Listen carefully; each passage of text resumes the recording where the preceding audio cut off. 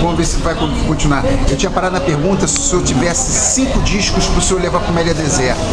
Quem o senhor leva? Não precisa nem ser 5 discos, mas então 5 músicos que o senhor levaria as coisas deles para ouvir numa ilha deserta. 5 músicos? Isso, para ficar mais fácil do que discos. Obviamente. Primeiro Charlie Parker. Primeiro então, Duke Ellington. Wardell Gray. Lester Young. Quantos eu falei? 4. Tem que escolher bem. Bud Powell. Quem? Bud Powell. Bud Powell. Se eu escolher 5. É muito legal isso, né? Outro músico que o senhor me falou que eu não conhecia, depois, a partir do que o senhor falou, passei a se apaixonar por ele, o Luck Thompson. Pode falar um pouco sobre ele? Saxofonista fabuloso. Lamentavelmente, ele mesmo se autodestruiu, não por drogas, pelo gênio dele. Brigava e discutia com todo mundo. Detestava empresários de jazz, então não tinha nenhum empresário de jazz que gostasse dele. Ah, mestre, falando sobre isso, desculpa eu me interromper, mas é que eu tô com medo de acabar o filme. Eu esqueci de perguntar para o senhor sobre as 3 grandes deusas, divas do jazz, a Billie Holiday, Ella Fitzgerald e Sarah Vaughan. O senhor poderia falar sobre as 3? As 3 maiores cantoras de jazz de todos os tempos. A Billie, por exemplo, o que o senhor falaria dela? A Billie, para mim, era incomparável porque ela cantava com emoção que as outras não tinham tanto. Não é que não tinham, mas não tinham tanto. E a voz dela era menor, né, do que a das outras. A Sarah é aquela coisa, foi a voz mais afinada da música americana, então o som dela... De todos os tempos, cristal, né? Quando ela emitia uma nota... E demais, além do mais, tocava piano e conhecia a harmonia, sabia o que fazia. Agora ela era mais expansiva, né? A cantora da alegria. Cantava, sorria e tal. Quando ela esteve aqui a primeira vez, eu cerquei a caminho da TV, porque ela ia se apresentar na TV, para pegar o autógrafo. Ela estava apressada, disse para mim, ficou zangada que eu fui pedir autógrafo. Don't you realize that I have to work? Você não se dá conta que tem que trabalhar? Sensacional. Mas são as 3 grandes, né, mestre? Tem outras boas também, né? Mas eu acho que... São imbatíveis essas, né? E mestre, o primeiro time, né? E aquela história que o senhor falou de um cantor, eu acho que é o Bob Eberly, que antes da Segunda Guerra, ele era melhor que o Frank Sinatra. Como é que é essa história? Bom, ele era cantor da Big Band do Jim Dorsey. Bob Eberly, né? Bob Eberly. Era fantástico. Ele era superior ao Sinatra. Sinatra não cantava, tanto é. Agora, a popularidade do Bob Eberly cresceu tanto, porque além disso era um cara novo, simpático, depois morengo, aquela coisa assediada dessa, né? Isso, Bob Eberly. Bob Eberly, né? Sim. Então, a popularidade dele crescia. O Sinatra estava caindo, inclusive a Columbia rescindiu o contrato dele, porque ele estava numa podridão danada, né? Então, o que é que aconteceu? Nessa ocasião, o Sinatra ouviu dizer que o Bob Eberly ia partir para a carreira solo. Então ele correu, partiu para a carreira solo, porque o cara ia bater ele longe em popularidade, já era mais popular. E aí ele recomeçou com a carreira solo. Foi assim. Foi o cara que assustou o Sinatra. O senhor acha realmente que ele era mais cantor que o Sinatra? Eu gosto muito. E o Dick Haymes? Foi outro, um dos grandes. O Sinatra, o Bob Eberly, Jack Leonard, o Dick Haymes. E aquele que cantava com a Ellen Connell, qual é o nome dele? Bob Eberly. Bob Eberly, isso mesmo. Bob Eberly. Peraí, tem mais um aí, Jack Leonard. Estes para mim foram top. Quer dizer que todo mundo que acha que o Sinatra foi maior, na verdade, tiveram maiores que ele, né? Bom, é lugar comum, os próprios cantores dizem que o maior cantor de todos os tempos foi o Bing Crosby. Bing Crosby. Porque o Mel Tormé, eu entrevistei ele disse, tudo que eu sei como cantor, eu aprendi com o Bing Crosby. Que além de tudo era ator, né? O Bing Crosby... E era compositor também, o Mel Tormé. Né? E o Joy Williams, o senhor gostava? Muito. Esse cantava tudo. Nossa, quando veio aqui com a Big Band do Bass, Meu amigo, sai de baixo. A gente acabou, o senhor falou tudo, e o Count Basie a gente não comentou sobre ele. E o Count Basie, o que o senhor achava da banda dele? Sensacional. Agora, Tinha, por exemplo, entre a banda dele e a do Duke Ellington, qual o senhor achava melhor? eram diferentes em concepção, né? E o Ellington mandava em tudo, arranjo dele. O Count Basie tinha música, fazia composição e arranjo para a banda, né?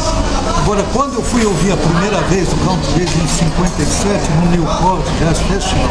Ah, o senhor estava lá, no famoso Newport Jazz Festival? Não, 57.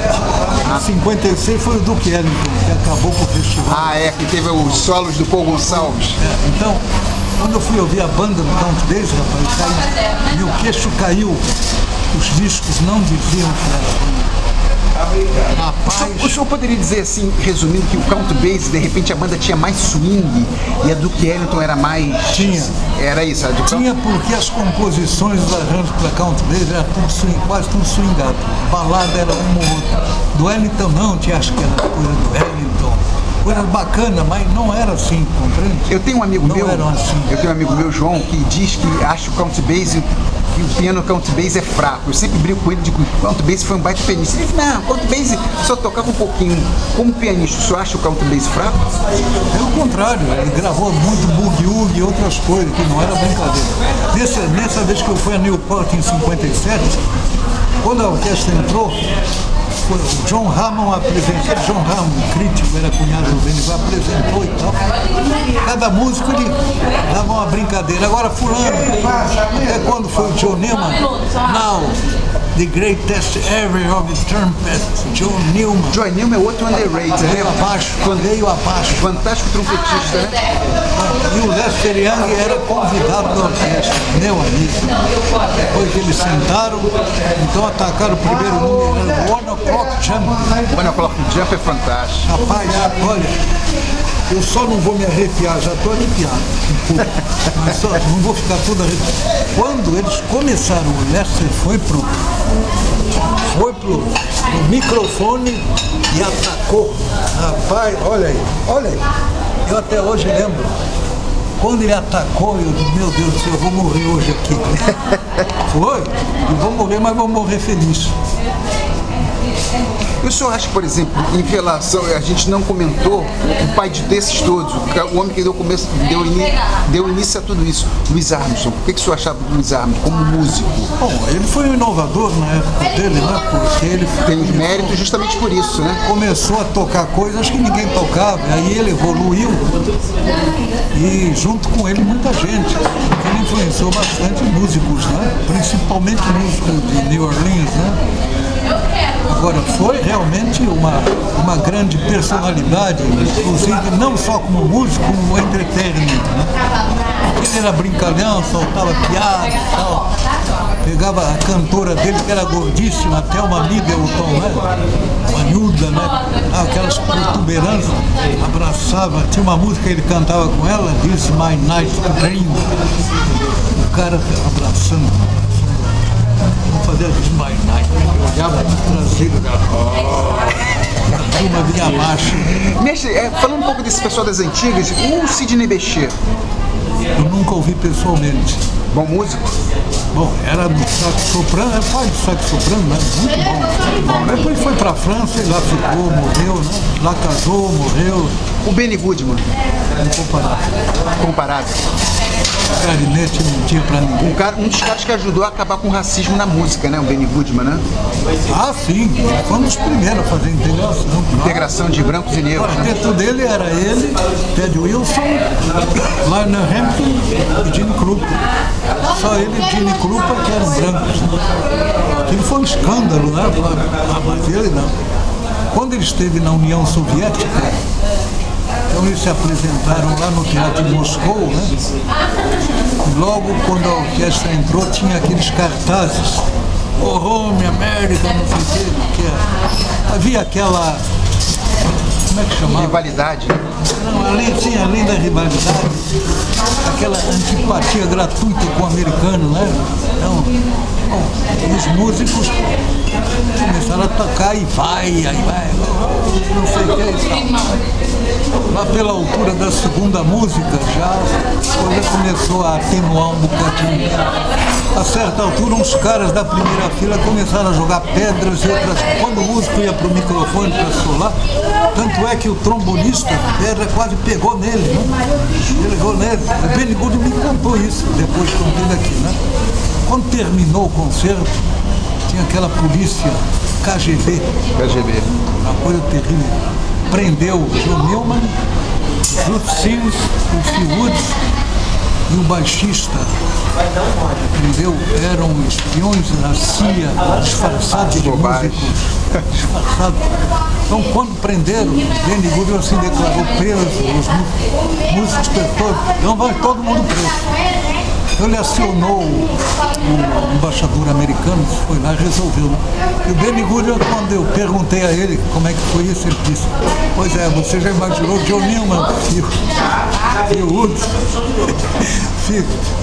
Disfarçados, então disfarçavam muito bem.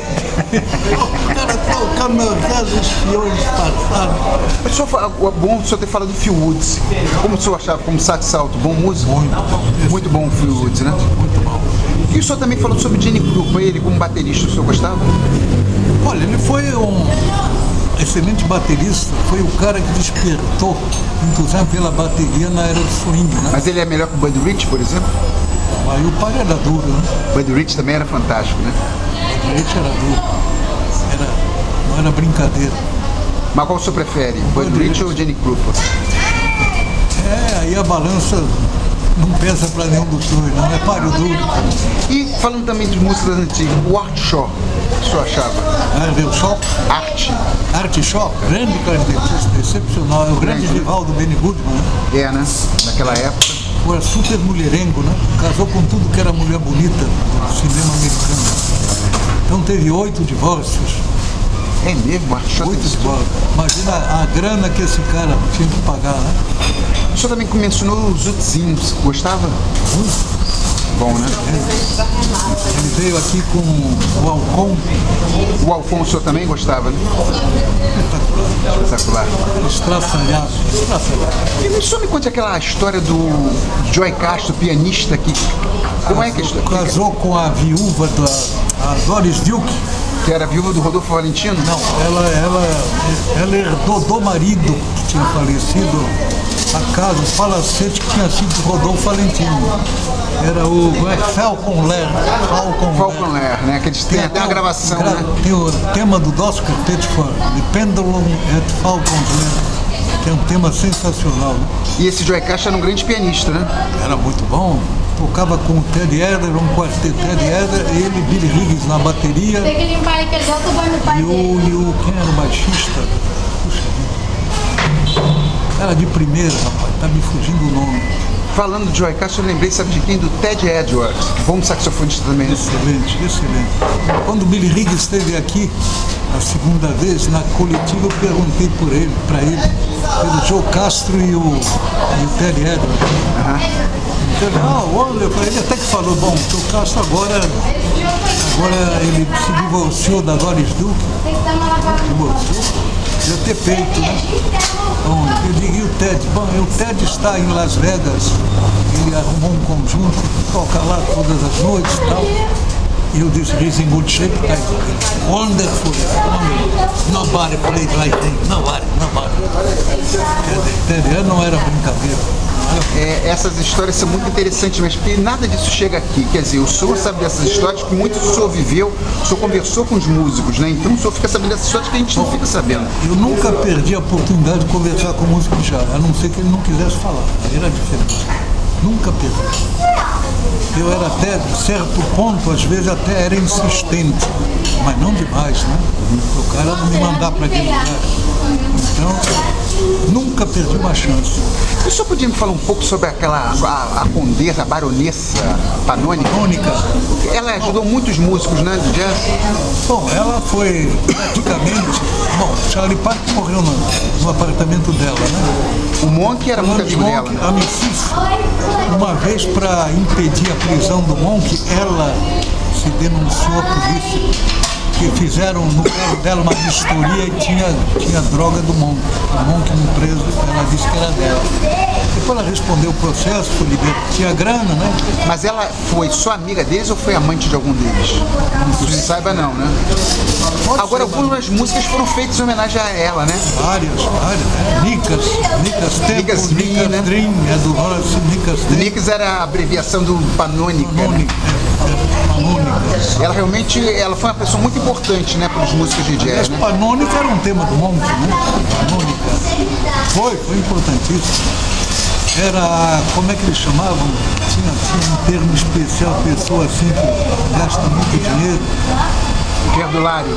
Não, gasta com os outros também. É benfeitora dos outros. Né? Agora não me lembro, tem um termo próprio para isso, né? E mestre, para encerrar, uma última pergunta. O senhor acha que o jazz corre o risco de desaparecer? Jamais. Duvido. Mesmo mudando de gerações? Eu aposto a minha vida que nunca vai mudar. Até hoje não conseguiram mudar, nem o rock conseguiu. Fizeram aquilo que inventaram de jazz rock, então jazz fusion, né? Aquilo não é jazz, né? Eu também não qualifico aquilo como jazz. Uma vez eu dei uma resposta sobre isso da seguinte maneira. Eu quase que dei uma de Dizzy. Eu disse, enquanto houverem músicos de jazz e pessoas interessadas nele, bons músicos, nunca terminaram. Aí isso foi uma entrevista, quem foi que me fez? Um cara aí de uma revista qualquer, não me lembro agora qual.